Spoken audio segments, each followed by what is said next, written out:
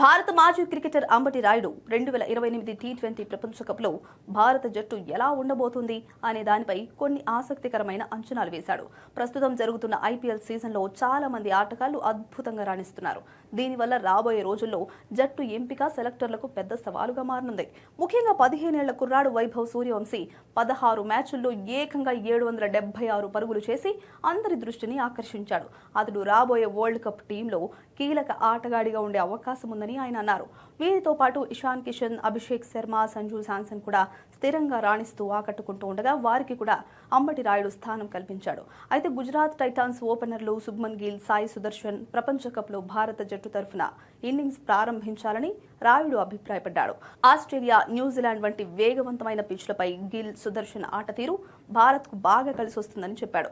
వారిద్దరి బ్యాటింగ్ శైలి అక్కడి పరిస్థితులకు సరిగ్గా సరిపోతుందని, ఒకరి ఆటను మరొకరు బాగా అర్థం చేసుకుని ఆడుతారని ప్రశంసించాడు. అయితే ఐపీఎల్కు ముందే గిల్ను భారత టీ20 జట్టు నుండి పక్కన పెట్టడం గమనార్హం. మరోవైపు ఆస్ట్రేలియా మాజీ ఆటగాడు టామ్ మూడీ స్పందిస్తూ ఐపీఎల్ ప్రదర్శన చూసి సెలెక్ట్ చేయడం అంత సులువు కాదని, అంతర్జాతీయ క్రికెట్లో ఒత్తిడి వేరేలా ఉంటుందని గుర్తు చేశాడు.